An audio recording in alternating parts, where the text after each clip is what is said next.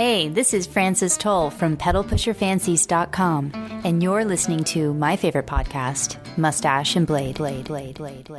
Welcome to the Moustache and Blade podcast, a show dedicated to all things facial fur and traditional wet shaving in an effort to create global facial awareness.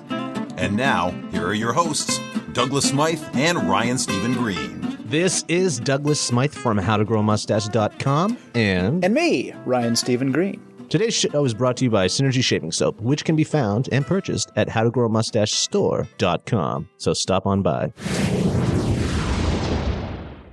Today's show is going to be a little different. We're going to stray from our usual format of just jumping into an interview and begin it with a little review by myself on the Micro Touch 1 razor.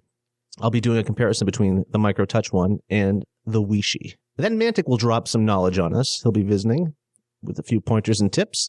And lastly, we'll be hanging out with Craig The Barber inside his shop. Ryan chose to go down to Beverly Hills and get a haircut and talk some shop, if you will, with Craig. So we'll be peeking in on that at the end of our episode. Thank you all for joining us. So before we move on and jump into our first review ever on Moustache and Blade, if you have any mustache questions or wet shaving questions, please leave them for us at 347-333-1511.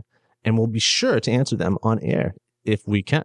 If not, we will reach out to Mantic or Lynn Abrams. If you'd like to contact us via email, if that is your chosen way of communication, as it is with so many these days, you can reach me at douglas@mustacheandblade.com or Ryan at ryan@mustacheandblade.com. Why don't you write me? And lastly, please go to mustache.com, which will bring you to a pre-populated tweet. We've filled it out for you. We've done the work. You just need to hit send.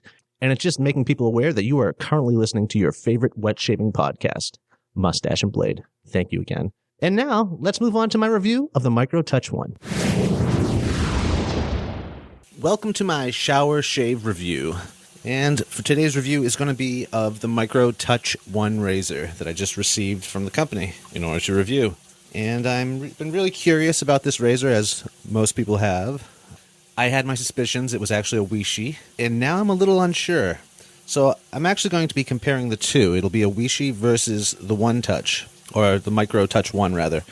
And the Micro Touch 1 comes with 4 or 5 packs of Dorco razors, which I believe are manufactured in Vietnam. And in order for this to be fair, I've also loaded the Weishi with the Dorco. And holding them next to each other, they look very much alike, except for the flare. The flare on the tip on the bottom of the Weishi tends to span out just slightly more, but this is an older model too. But other than that, it looks like the same exact razor. Another difference is the noticeable weight. There's more heft to the Micro Touch 1. After weighing them, the Micro Touch 1 weighs 2 ounces, whereas the Weishi only 1.15. So there's that. And for those of you who don't know, I am a shower shaver, which may not be for everyone, but I really enjoy it and find I get a closer shave that way. If you're interested in checking out my setup, there'll be a link below to my article on the Sharpologist.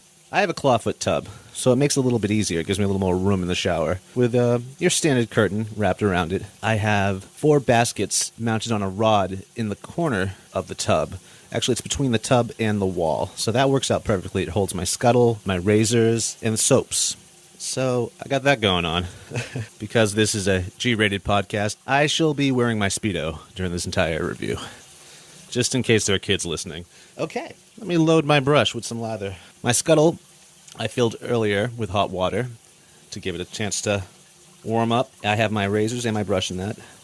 And now my brush is loading quite nicely. A few seconds, and I have a nice starter lather.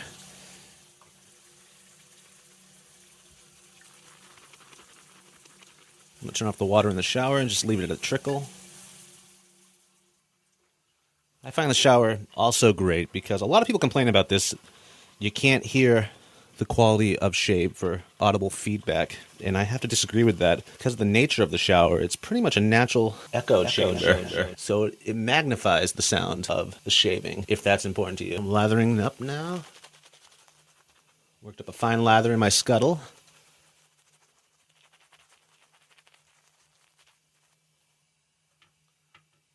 Okay, I'm going to try the Wishi on the right side of my face. Now, another noticeable difference about the Wishi is not only is it lighter, it's also not put together as well as the Micro-Touch one. The silo doors are always a little off. You may have to adjust them sometimes. Or in fact, you may have to reattach them at the hinge. So I'm looking at the way the razor blade is lying in there, and it looks to me is going to be aggressive. So let's find out.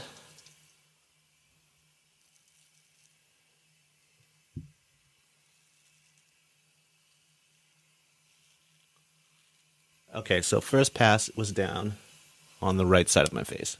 And yes, that was very aggressive. And it could be a combination of the blade, too. I'm not used to Dorcos. This is my first time using them.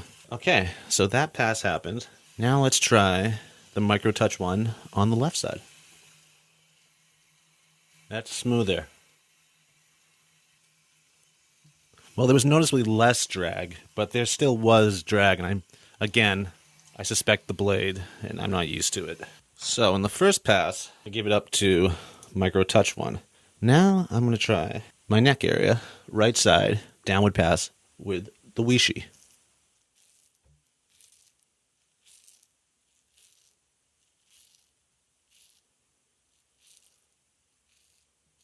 Now, I don't know if you could hear that or not, but it is a rough shave.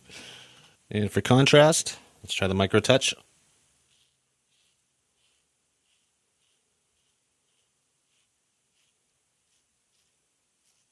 Yes, that is a noticeable difference. It's still, again, it's pretty aggressive, the shave. But it does have a nice weight to it, and I'm curious to try this with a feather blade. Might I mention, it's also key in shower shaving to have an extendable shaving mirror. That would be mounted across from you if you had a clawfoot tub on the wall. And you leave it up against the wall as you're lathering, just to keep it from fogging up. And then once you shut off the water, you pull it towards you before the shave. And it works out really well. Okay, so that was my first pass with the Wishi and the Micro-Touch one. Let's rebuild some lather.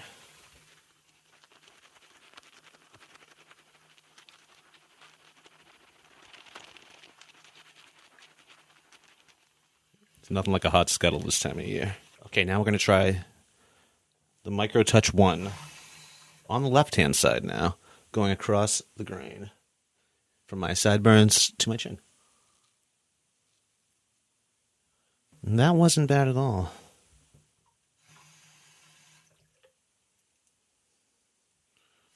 Now we'll try the Wishi. I don't know if you can hear this, but there's a noticeable difference, audibly and touch-wise. Now, to be fair, again, this is an older Wishi. I've had this for probably about 2 or 3 years. Now we're choosing to use the Micro-Touch one on my neck, both sides, just because it's already one. It's got a nice weight. It's very reminiscent of a vintage Gillette in shape and size and weight, which is exactly what they were going for.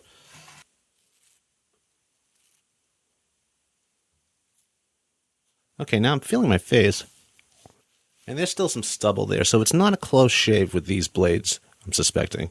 So what I'm going to do now is pause the recording and throw a feather blade in here. Another noticeable difference with the Dorcos in comparison to a feather was the way they're packaged. I really like the feather blades. They're definitely a quality blade. Not only are they sharp, they also package them well. They use rubber cement. I'm assuming it's rubber cement. It's some type of glue to hold that blade in place in the packaging, keeping it from touching the sides of the blade or touching the blade directly, which would dull it during shipping. So they put some thought into that, and I respect that. So, Micro-Touch one is loaded with a feather. Just going to build a little more lather here. I can see that I've nicked myself with the Wishi. Never a good sign.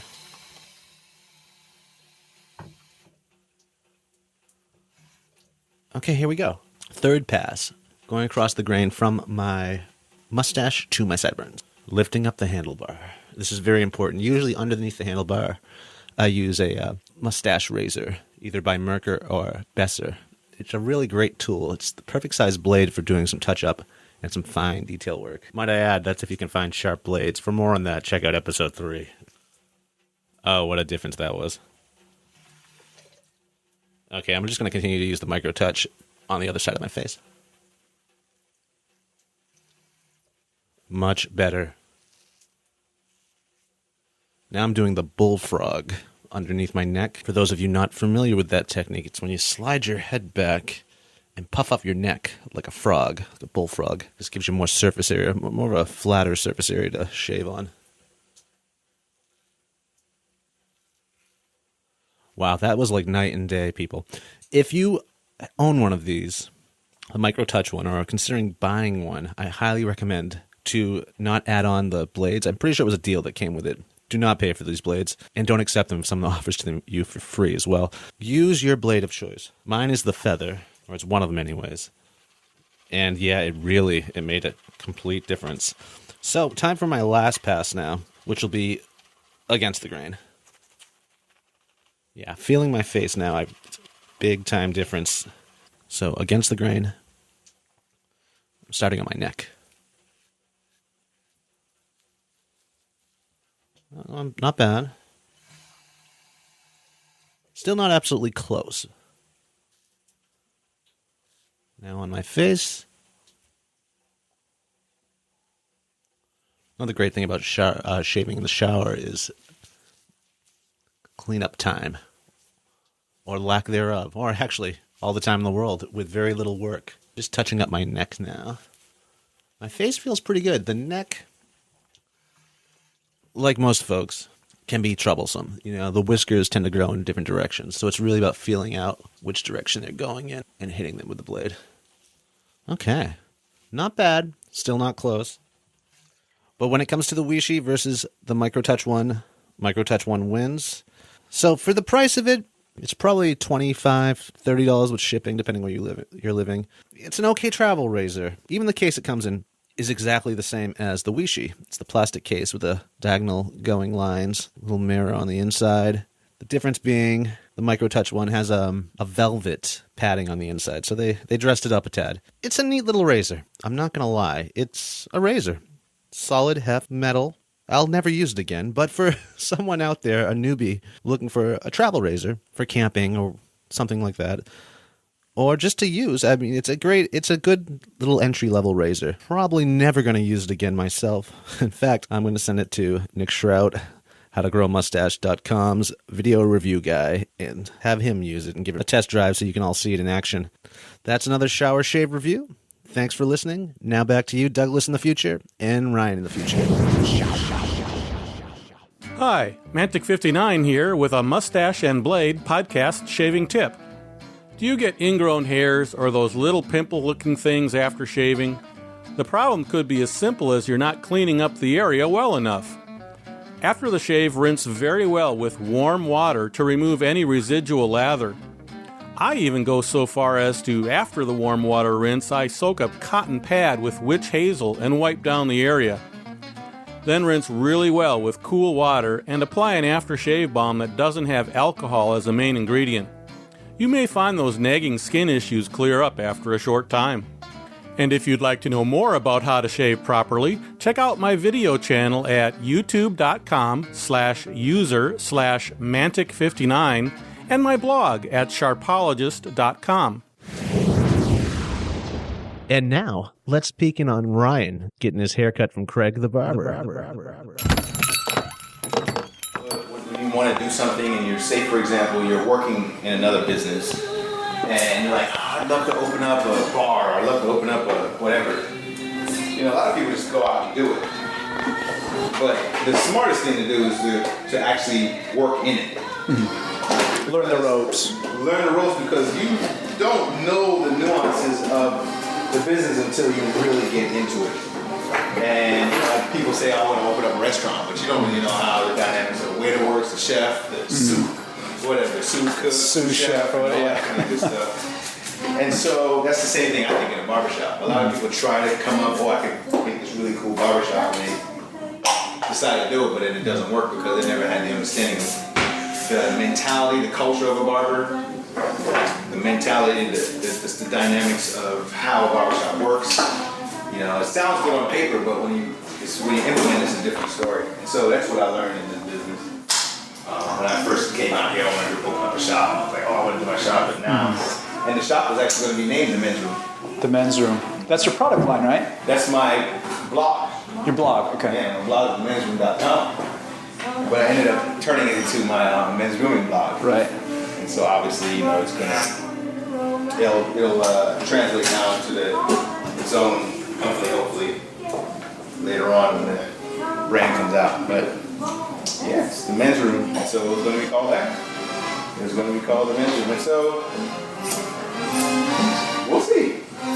We'll see. I'd love to definitely come up with some kind of concept that works in this growing trend of barbering, because I think now guys are really on the page of taking care of themselves. Yeah. And with the influence of Mad Men and Boardwalk Empire, you guys are dressing similar to how they dressed back then, and that commands the look overall. Yep. So then people are going to barbers now to give those haircuts, So that's why barbershops are growing. And so eventually I'll definitely make sure that I'll add to that. And that's what I've been doing. That's the only reason I even exist, is because of my passion for the trade of barbering. I've loved it for so long.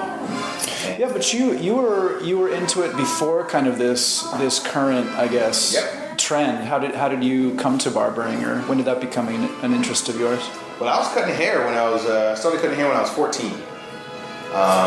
And I started cutting my own hair. And the number one reason why I started cutting my own hair was because my parents wouldn't allow me to get my hair cut as often as I would like. So my father said, well, if you want to always look so clean every day, then every week when you go to school, then why don't you get some clippers to figure out how to cut your hair? So I would get clippers, and I'd go to the barber shops, and I'd sit down, and I'd watch the barbers cut hair. And after a while, I said, I got it. I'll figure it out. I'll cut my hair. So I got a mirror, stood in front of the mirror, and I have a hand mirror to make sure I can get the back. And boy, did I make a handful of mistakes until I figured it out. But every time I got better and better. It used to take me about an hour and a half to cut my hair. And now it takes me 20 minutes. But I've been cutting hair since I was 14. So, it just took time to finally get to that level. But what happened was I started loving to cut hair, and my friends started noticing how good I started getting. So then I started cutting their hair. Then I played football back in high school, so I'd cut a lot of football players' hair before games. And then when I graduated, I kind of reached a crossroads because I wanted to pursue barbering, but I was afraid of what my friends would say. Afraid of, my parents were saying, you got to go to college. All my friends were going to college, so I said, I had the grade, so I went off to college and kind of put barbering on the side. But I always cut hair. I always cut hair in college. You got to make a little extra money. Right. I don't know many college kids that weren't broke in college. Yep. So I was one of them, and so I cut hair to make sure I had some extra cash for clubs, for drinks, whatever you needed. Right. And then I noticed how much I loved it, and so I basically started planning or plotting for the day that I'd open up my own barbershop. And, graduated from school, still cutting hair on the side. Got into the corporate world, I still cut hair. I took a promotion to a job in Atlanta, Georgia, and at the time I was a banker. And one day, as far as you could possibly get from far as I could possibly get. And I liked the banking business, but I didn't like it that enough to say it's something I wanted to do the rest of my life. So I purposely learned a lot about banking for the one day that I decided to go off on my own. I wanted to learn and understand small businesses and how that works and how financing works. So I got into small business advising and lending at the bank and all that good stuff. So I'll tell you what happened. Met my wife, and she was a big supporter of this idea of doing it, but we just didn't know when I was going to do it. When I first met her, I said, one day I'm going to leave what I'm doing and I'm going to be a barber. And she was all about it. Go for it. Yeah. And so I became a banker, and before time passed, I became a very miserable banker. All along, I was still cutting hair on the side. So one day, I closed the deal at the bank. I remember being really excited about it. I'm like, man, that was really good. That was a good deal. And I was thinking to myself, man, I could really do this. I could be a good banker. This is all right. And so I got home, and my neighbor called me up and says, "Hey Craig, my brother's in town. Do you mind coming over and cutting his hair?"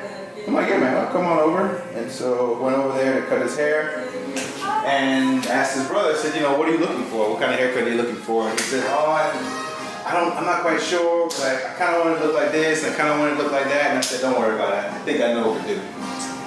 Basically, I gave the guy a makeover, right? And This was a first for you. You feel like this was something new for you, or to this level? Yeah, because I always cut hair, but I never had anyone that gave me an opportunity to give him a makeover. He was basically saying, I want this, but leaving it in my hands. I cut that guy's hair, man. I spun him around. He looked in the mirror, and that guy froze. He was like, "Wow, this is awesome." He loved the haircut. And what happened was I realized how good I felt after that haircut was done, and I felt way better than closing that deal early that morning. And so I said, you know what? Screw it. I'm just going to do it. I got to do it. I have to pursue this passion. And so sat down with my wife. We started figuring out how we're going to do this. Started crunching the numbers. She's like, "Go for it." She said, "I don't want you to be sitting around when we get older and you're sitting down with regret saying, I wish I did. Yep. And so she supported it, and a couple months later I put my 2 weeks in, and what's funny about that time working at the bank, I always had this knot in my back. For all these years I worked at the bank, I had this stress knot. Whoa. It was just like sitting all the time? Sitting all the time. Oh no, it'll be right here. And it would just sit there. It was just stress. The massage therapist told me it was stress. And they said, you just gotta relax. But it was a stressful job. Goals and closing deals and investing and all that funny stuff. And so that day I turned in my 2 weeks, I still had the knot. And that final day when I was cleaning out my desk, I was sitting down and I was doing the usual stretch to work out that knot, and I was like, oh my gosh, there's no more knot. And I'm like, I'm getting the heck out of here, man. It was a sign. It was a sign. And so that's where it started. And I went to beauty school first, Aveda Institute in Atlanta. And then my wife was a traveling nurse, so she did a few traveling assignments in California. And she loved how the dynamic of the California world was, and she just took notice on how what I envisioned as what I wanted to do. She felt that California would be a better suit for it. And so more of a market opportunity, yeah. Opportunity, exactly. And so she said, let's move out here. And we just bought a house in Atlanta. Oh no. We just bought a house in Atlanta, but we're able to get rid of it, thank goodness. And then road trip over there, over to California. And so it was just always a passion to do this. Always. I loved it. But I just wanted to come into this business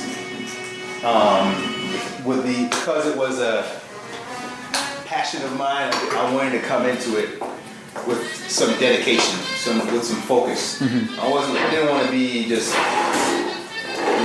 I didn't want to just come in and just cut hair. I wanted to do something. I wanted to leave something. I wanted to almost get back to what I was so happy to go into. It was almost like, thank you for this opportunity. Now I'm leaving you with this. So that was my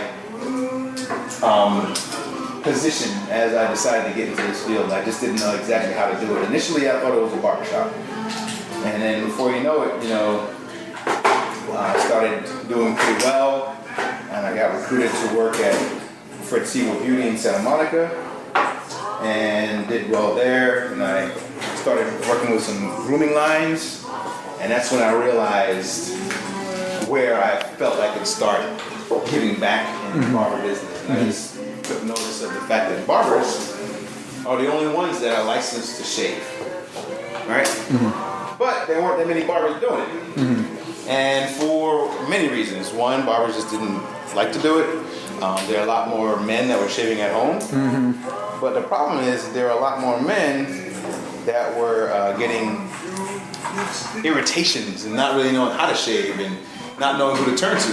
Because for a long time, Dad didn't know how to teach you how to shave because no one taught Dad, and Granddad probably didn't know how to shave either. the one that taught people how to shave was the barber.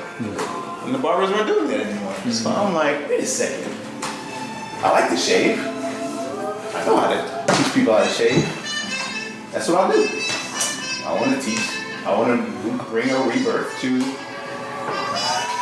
making people interested in having a barber shave. I mean, granted, to this day, it's still a luxury, you know, because you can save yourself at home. But it's nothing like that, you know. It's nothing like getting a straight razor shave from a barber. And, you know, women have facials. Women have so many spot treatments. But how many spot treatments do guys have? And do they even have an interest in doing? But there's nothing like a straight razor shave, and that's one thing that they can claim as their own. Do you remember the first straight razor shave you ever had? As a professional? That you had as an individual? Oh, as an individual, yes. Yes. I got a straight razor shave from this guy named Andy. He's an awesome barber. He's down in Long Beach. Man, that was a good shave. And it was really quick, really fast, really light hand. And I thought it was a really great experience. And I remember thinking to myself, man, I want to hone my skills to the level where I can be as light as his hand. And so he was definitely one that I tried to copy when it came to the light hand, which takes years. That's not something you just pick up, I want to learn how to shave and just figure it out. So I remembered it very well, and I like getting straight razor shaved. I haven't gotten one in a while, funny enough, but I really enjoy them, and because I know what it feels like, it puts me in a position to make sure I can give them above and beyond what I expect. Sure, yeah. It's that overall feeling of that light hand, you know, heavy preparation. I love to make sure the face is prepped properly. I don't want anyone coming out of my chair with feeling an inkling of irritation, sensitivity, anything like that. So I will over prep, which is one of the things I like to talk about on my blog, is over prepping. You know, I think over prepping is nothing wrong with it. You know, I don't see anything wrong with over prepping because all you're doing is just making sure that your skin can handle whatever blade you're about to put on your face. Sometimes there are creams out there and there are products out there that don't necessarily give the proper cushion or protection of the skin. So if you over prep a decent product on the surface of your face, you can more than likely accomplish a really good protective barrier. And so that's why you over prep as well, you know. So that's one of the things I like to do. So you mentioned it's kind of a luxury product, getting a shave from a barber, and yet I would almost argue you have to shave unless you're just going to grow a beard all the time. Yes. So it's like it kind of treads a line there. It's like you got to get it, you got to do it. It's just, I guess, how do you get it done? Right. And I think the only reason why I chose the word luxury is because guys can do it at home. You know, Right. so they're treating themselves when they go to that level of like, oh, I want to book an appointment to get a shave today. You know, the one thing I could hear, my wife is a pretty frugal young lady, and so the one thing I always hear when it comes to me making a purchase of something is just like, you like it, but do you need it? And so that's where I categorize. I can hear her saying, you like the shave, but do you need a barber to shave? Yeah. And so that's why I throw it in the luxury category. Yep. Gotcha. She's awesome. So, What do most shaves look like for you? as far as how I administer them? How you shave yourself? Oh, how I shave myself? Yeah. Oh, yeah. Wow. I always make sure that my face is the softest possible before I even consider putting the shave cream on. So I'll go to lengths of washing my face first and then exfoliating it, and then trap the moisture on the surface of the skin with the pre-shave oil, and then I will then apply the shave cream. Typically I use a badger brush, and I will apply it to the surface of the skin, go to shave, get to shaving. I use a DE razor. Most of the time, not every once in a while, it's probably 60-40 straight razor, then 40% DE. Okay. I use it straight and shave. And right after I shave, I do this trick. I call it the Big Chill, and I have a video of it on my YouTube channel. The Big Chill is basically what I do is I shave, right before I shave, I wet a towel, a hand towel, and wring it out, and I put it in the freezer. I shave, and then after I shave, ideally I will either hop in the shower or I'll be hopping out of the shower. Either way, what I do at the end is I'll go to the freezer and I grab that towel that's been sitting there and I put it on my face. And I call it the big chill. Nice. And it's the best feeling. You're just like, awesome. And so we actually mimic that same process here when we shave. Use an ice cold towel at the very end. Mm-hmm. But ideally, there's a huge argument, which is very true. Pores don't have muscles, so they do not close. However, very cold towels or just ice on the face or anything cold on the face actually helps to tighten the skin. Mm-hmm. So when you cool the surface of the face, it actually helps to reduce irritation, and it also increases the effectiveness of the aftershave balm if you're using a really good aftershave balm that's designed to maximize the not only moisturization of the aftershave balm, but also the healing effect of the aftershave balm. Because that's the purpose of an aftershave balm, is to literally quicken the healing process of the skin and start moisturizing the face. So if you are able to really cool down the skin and you're looking for really good, you can cool it down very well, and then from there you put your aftershave balm. So that's why I like the big chill. Your face feels so good, and the irritation is drastically reduced. So. What are some of the biggest, errors or problems that you see happening with men shaving themselves? You mentioned Dad never taught you because he didn't learn well. Right. He didn't learn well because Grandpa didn't learn well. What's the fallout of that? What are the problems that you're seeing, in how men are shaving themselves? Well, the problem is that you have a lot of companies out there that promote high technology, fast technology, and they capitalize on the fact that we already think that we're busy. So when we're busy, they try to sell you a product that can help you in your busyness. The unfortunate thing is when you're shaving, you don't want to rush through that. You gotta. Why do you not want? Yeah, here you go. Why do you not want to rush through shaving, Craig? You have a face that has skin, and then you have a razor that's going across it. You want to take your time with that, And I am not a big fan of companies that promote speed when shaving, because what happens when you rush through a shave? Irritation. What happens when you rush through a shave? You don't recognize the direction of your growth pattern, then results in ingrown hairs.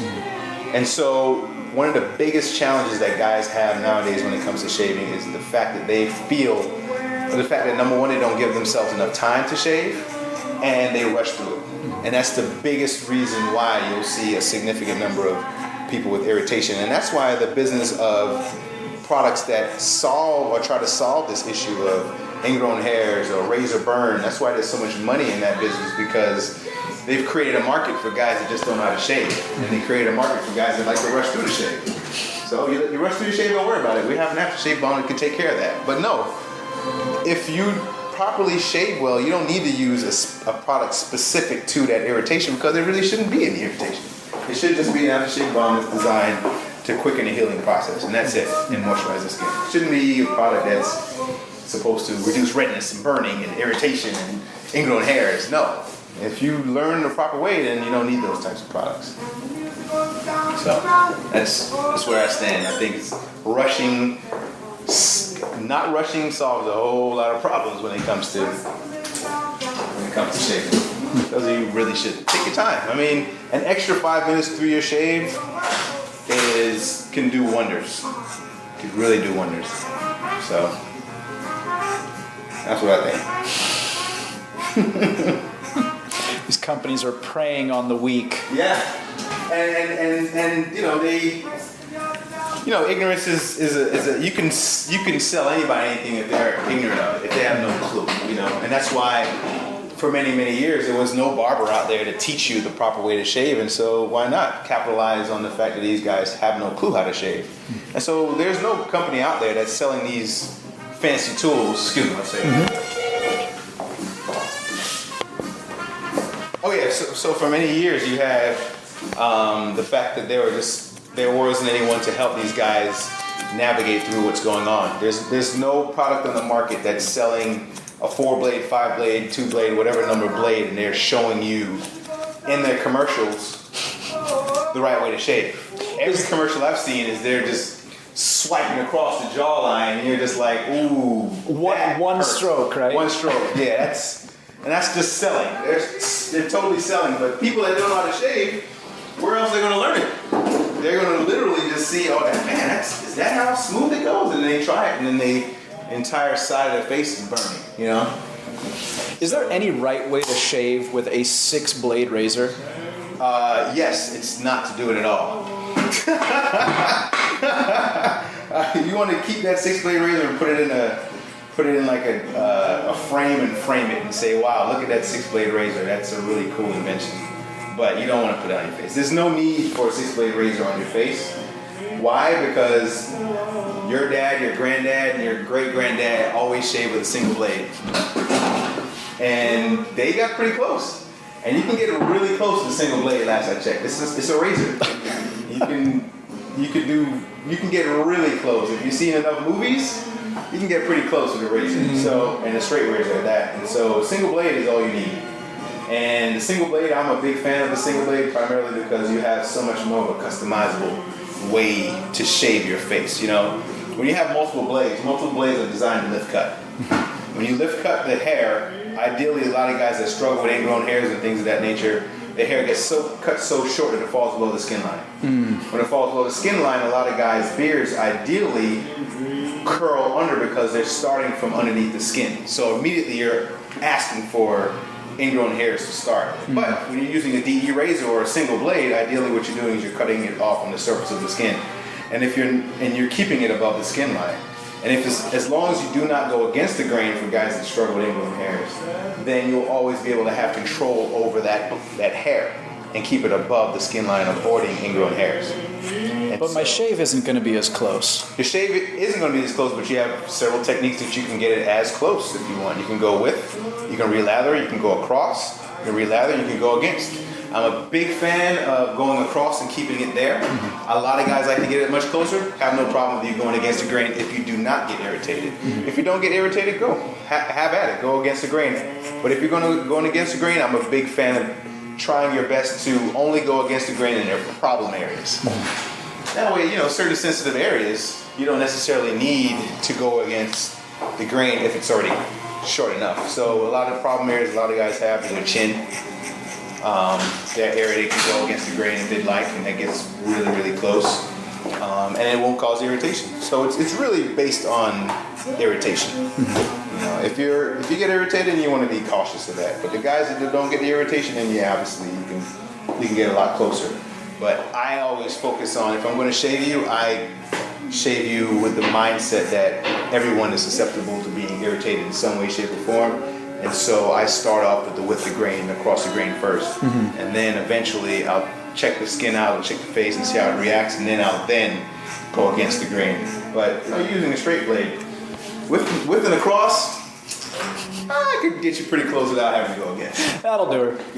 So that's pretty much how I like to address the situation, so it's not an issue. I feel like a lot of my friends, when I talk about these things with them, are saying things like, okay, so it's taking me 2 or 3 times as long to shave myself. I'm not shaving myself as close. I'm using antiquated technology. Why am I doing this? What's like the number one reason to... Essentially, I guess what the concept of wet shaving, whether you're getting it done by a barber or whether you're doing it at home, like, what's the number one reason, if you could phrase it as simply as possible, why this is a better way? Why our great-grandpa possibly had it better than we do today? Well, I think the bottom line is we have to keep in mind that we only have one face, right? And we're young. We all do things when we're young. We all do things that we don't necessarily see the results of what we do when we're young until we get older. When you are using very, very aggressive products and tools on your face, it might not show when you're 20, but it might show when you're 40, and you might be a little upset about it. And at that point, what are you going to do? And so, yeah, you might be using an antiquated tool, but the bottom line is you're using a product to cut hair. it may take you a little bit longer, but it's not going to take you 30 minutes longer. It's going to take you a minute, maybe 2 minutes longer. And for some people, I can shave my face with a straight razor just as fast as someone shaves their face with a 3, 4, 5 blade. It's all about just making sure that you're doing this and protecting your skin. And no one wants. A lot of people like to they just are okay with the fact that my face is a little red. Oh, it's okay. My face is a little irritated, but no, you don't have to deal with that. And in time, you're going to hate that. And in time, you're going to end up hating shaving. And, you want to make something that you probably do on a daily basis, every 2 days, as comfortable as possible. And your beard is, for most men, about 50% of your face. So if that's something that you're having to do on a daily basis and get results, you want to make sure you can get as comfortable as possible. So choose the right tools, and you'll, in the long term, appreciate what you're doing and at least not dread it nearly as much as if you're just going through it really fast and potentially irritating your skin. Hope I answered your question. Yeah, definitely are. I was reading about your concierge. How do you phrase it? Grooming concierge? Grooming concierge, yes. Mm-hmm. It's interesting. I mean, one of the things we talk about often with men is that it's okay to slow down. And in fact, there's a joy to slowing down. The intentionality of it. There's almost some guys have described it as like a Zen-like kind of repetitive motion, like concentration, this kind of thing. How, when I read that you travel around to do kind of on-site grooming, I was kind of like, oh, that's interesting. Like, you're kind of combining like the slowing down with, okay, well, you don't want to slow down at home, I'll meet you where you're at, and we can slow down there kind of thing. So it's kind of like the dual nature or something like that. Yeah, just fulfilling a need. There's so many guys out there that, whether you tell them or not to slow down, they're just not. And, the bottom line, those types of guys feel that they still need to look good, and they just don't have the time sometimes to get to the barbershop the way you want. And, their schedule may not work with yours, and so ideally sometimes it just makes much better sense just to go to them. And you see them in their hotel room, you see them at their office, whatever they need to get done, they get it done, and they go on. And it just makes sense for them. It's the convenience of it. Sure, there you go. I think everyone loves convenience, for the most part. Some people love the experience of a barbershop, which I do. And so, sometimes they try to just get the experience of being in the barbershop. But other times they're just, hey, Craig, I need a cut. Or I need a shave. Can you come see me? So it works out. I mean, we're in Beverly Hills. You're talking about being on film sets and commercial shoots and stuff like this. I'm guessing you're dealing with celebrities on a fairly regular basis. Yeah, and other people, just people in the industry overall. What most of our listeners are probably guys, our age that are just out there. They got interested in wet shaving. What, they were taught by their dad wrong. They've been using a Mach 5 all their life, and now they have discovered something new. What? How different is the world? How are Beverly Hills guys or celebrities or people that most of the guys that are going to listen to this podcast don't have any access to? How have they treated their faces? Any differently than we have? Not really. Not really. It's funny how they make these guys up to be so different than we are. But it's amazing how the PR systems can really make anybody. But a lot of these guys are just as clueless as we are.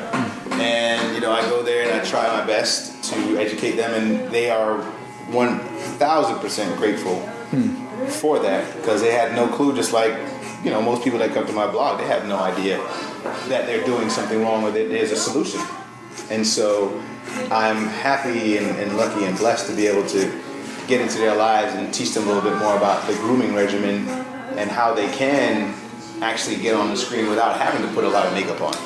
Because now they've learned that, okay, you shave this way, your face doesn't have to be so red. So you might not need that much concealer or whatever they're putting on your makeup, you know? Mm-hmm. And so they like that. Because most guys don't like to put makeup on that. And so they like to look as real as possible, and that's a big piece. Because as I said before, you know, when you shave, you're not only are you shaving, removing a layer of skin every single time you shave, it irritates the skin, but you're also shaving a good percentage of your face. And so that's a whole lot you need to kind of cover up if it's a lot of irritation. And so a lot of guys prefer that. And they want to look good on camera. And so with that being said, you know, I just give them the necessary tools to equip themselves when they're not being taken care of and groomed on set. Most people might have one celebrity story, you know, and they tell it for the rest of their life. I've got one I could tell you off the recorder if you want. Right.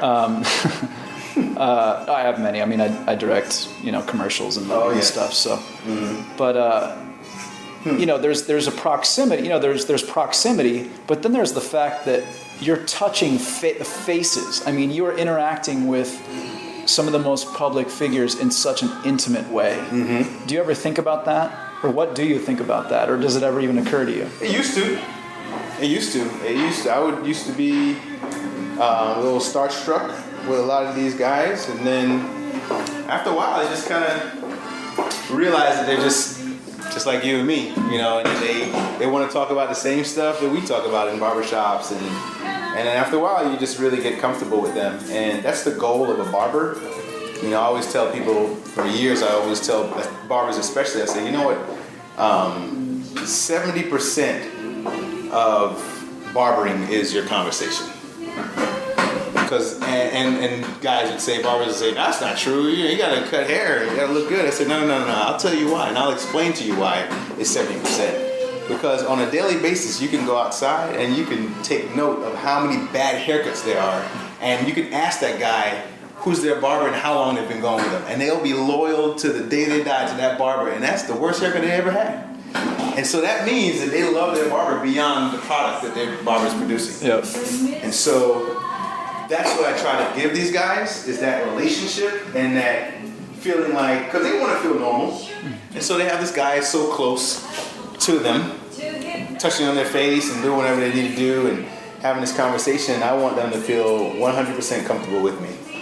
And I make them feel that way. And then we just talk about whatever is on their mind. Half the time we're not even talking about who they are and what they do.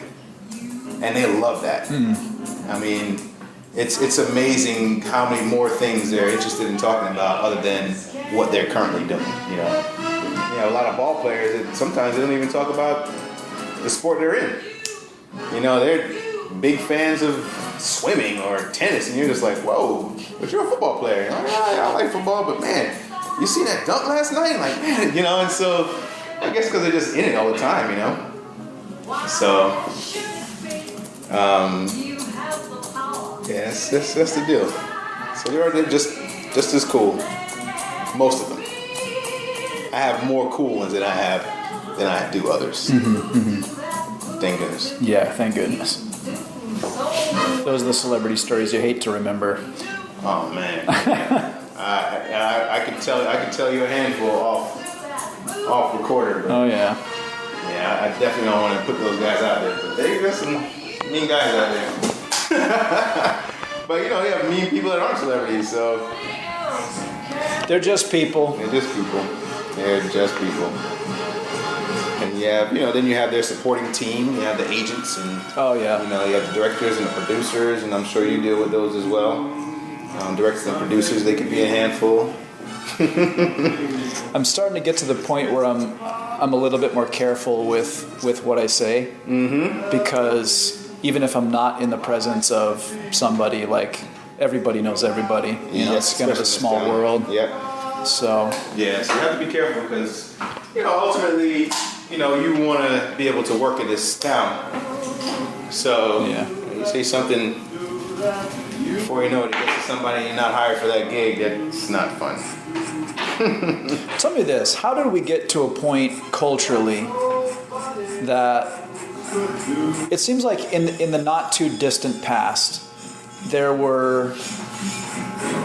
it was more acceptable that a man would care for his appearance. You know, he'd be nice and put together. Maybe that's just, you know, hindsight is 20/20 kind of thing. But it seems like we've gotten to a point where this, like, I don't know if it's machismo or whatever, but it's kind of like it's wussy to like take care of my appearance or to take care of my hair, or why would I dress up? You know, like I can. What's your theory on how we got there culturally? How we got to being against? Being against, taking care of yourself. And I think it has a lot to do with the connotations of, movies that we used to watch. Old Wild Wild West movies where you guys looking rough and rugged and leather-like. And those guys they didn't take a bath, at least you never saw them taking a bath, and they always look rough and rugged. And I think that's just how we've been portrayed for so many years. And so in that, we love the football, and we love the big sports and the boxing, and the guys are looking tough and rough. And I think all of that just made us realize that, oh man, that guy must not be putting moisturizer on his face. That guy's got to just be, he doesn't use a shave cream, he shaves just with water, Yeah. And so I think that's what people think until you realize you meet these guys and they take care of themselves or try to take care of themselves just as much as they can. But it just doesn't look good, so they don't promote it. So it's almost like a secret thing. But I think nowadays it's totally changed. I think a lot more people are really concerned about how they look and how they want to look. And one of the biggest influences of this boom in men taking care of themselves are baby boomers. They have a lot more disposable income. They want to look good. They want to look young. They want to look healthy, and they have the money to do so. And so they go out and they influence the market to, come up with anti-aging products and all these things. And so I think that's one of the things that started to change the mindset. It still hasn't penetrated nearly as much as it should, but I think with the help of what I stated before, as far as the TV shows that are on TV now, and the Mad Men and the Boardwalk Empire, where those guys are looking nice and sharp and clean, that's pushing guys to say, wow, how did he accomplish that look? It's not just the suit, because you got to put the whole picture together. And so that's what I think is really having to change it. And men's grooming is a huge, vast, hugely growing business, with a lot more people paying really close attention to how they look. And I don't think it's necessarily. I don't think it's macho anymore to not take care of yourself. I think we're smart enough now to realize that when you don't take care of yourself, that your face and your body will show it. And I think it's changing. I mean, I'm a man's man. I'm a barber, and I take care of myself very well. And I have no problem saying it. Matter of fact, I made a website about it. And matter of fact, you have a product, right? Matter of fact, I have a product about it. Yeah, my shave cream. It's important to take care of yourself. And the shave cream that I have is designed for those guys that are out there that are the skippers and the skimpers. It's the video that I speak about where the shave cream was designed for all those guys that are skippers and the skimpers, and the ones that don't feel they have enough time to take care of their skin.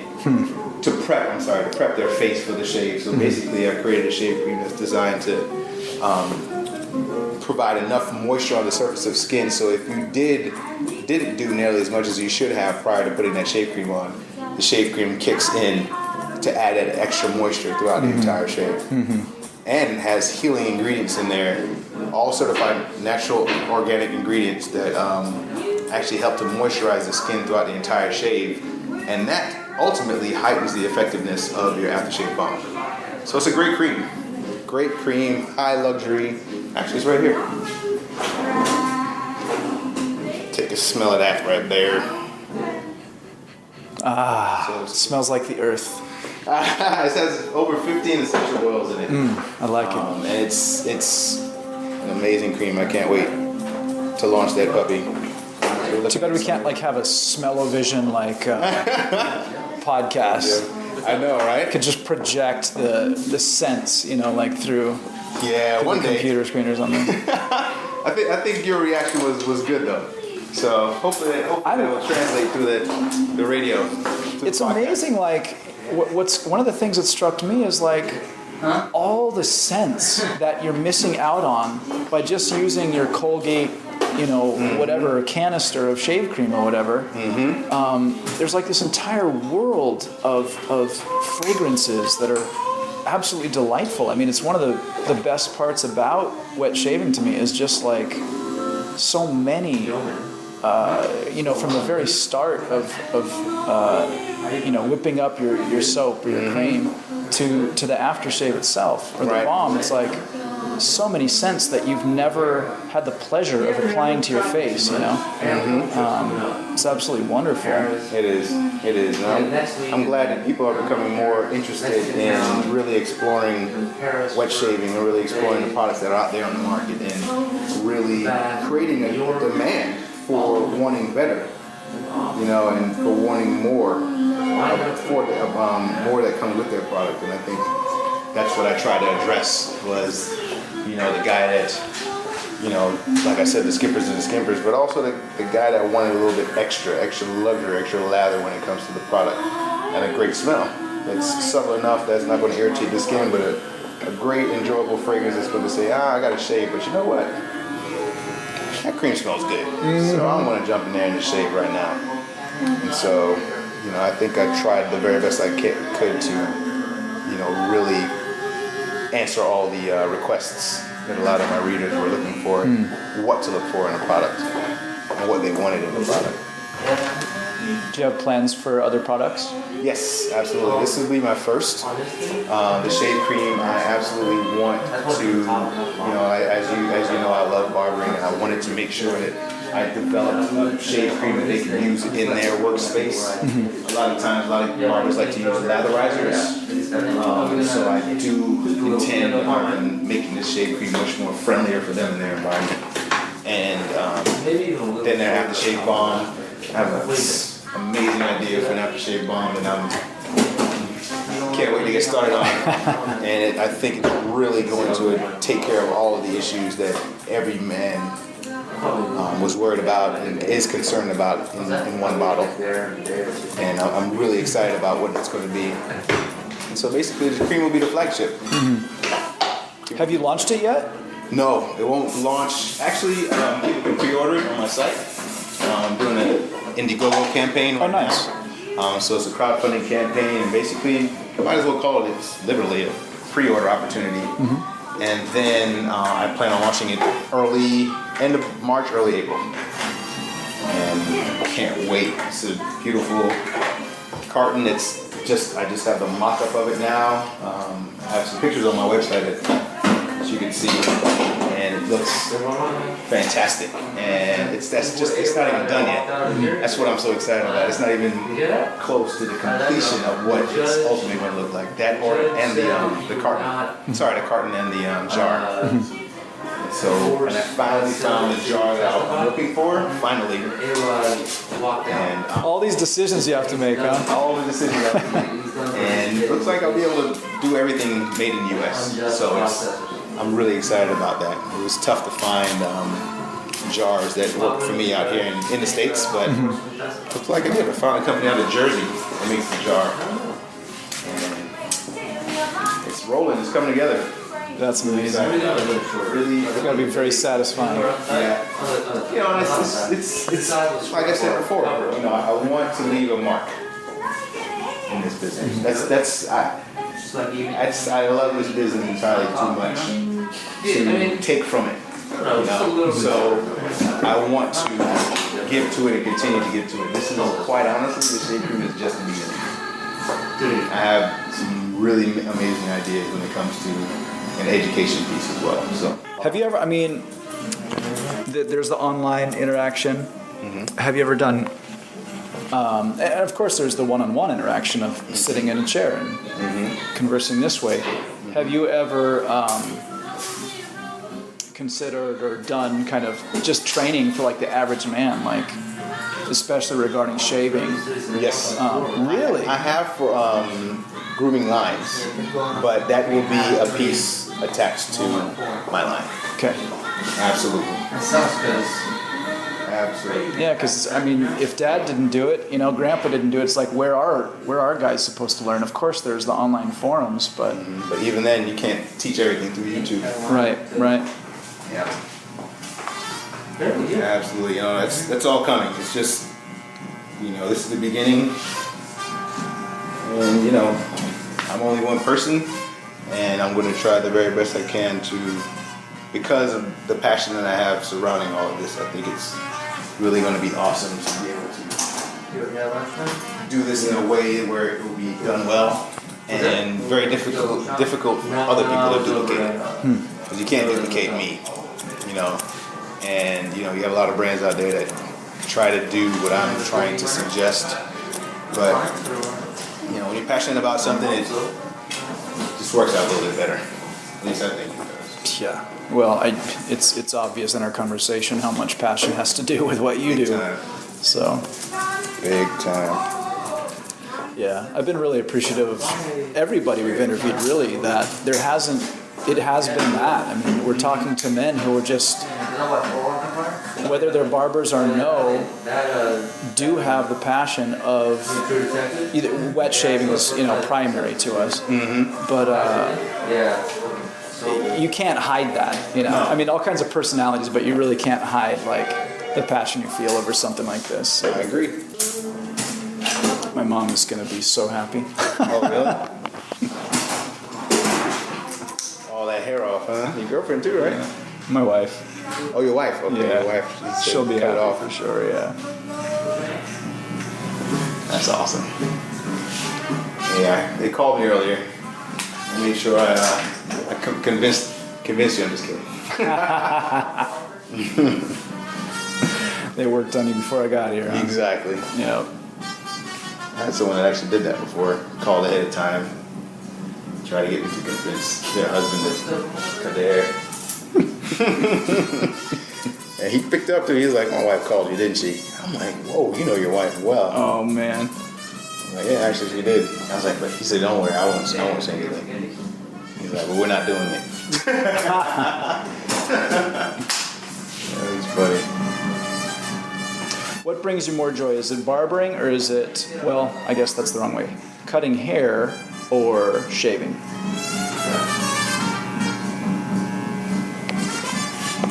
Oof.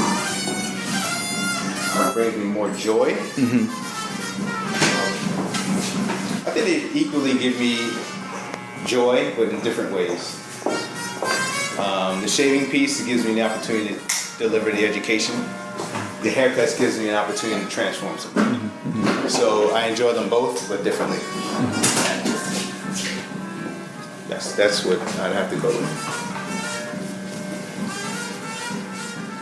How's that? Love it. So Craig the Barber just gave me a sick haircut. You've probably already seen the before and after photo online if you're listening to this podcast, but I guess I'll just wrap up by saying, Craig, thank you so much, and it's been a true pleasure being here in Beverly Hills today. Well, it's my pleasure, and thanks for coming in. Thanks for having me. It was a good time. Is there anything I did not ask that you'd like to talk about, mention? I would just say, guys, just give me an opportunity to check out my my shave cream on my Indiegogo campaign. You can just go to themensroom.com. It's a huge banner on the top, and give it a shot. I think you're going to really enjoy it. There's a lot of passion in it. It's a passion product, I call it. And if you're in Beverly Hills, stop by the Montage and see Craig the Barber. We'd like to give a special thanks to everyone who made today's show possible. Thank you, Mantic, for your tip, and we look forward to future tips on future shows. And a very special thanks to Craig the Barber for allowing us to visit with him and peek in on the barber in his natural environment. We wish him much luck with his product launch. This shaving cream sounds out of this world, and I can't wait to try it. Thank you, Craig, and thank you for everyone who's listening. Mustache and Blade, Mustache and Blade, Mustache and Blade, that's my show. Peace out. You have been listening to the Moustache and Blade podcast. Thanks for listening, and please leave us a review on iTunes. Almost clean shaven, but hardly clean cut. Moustache and Blade.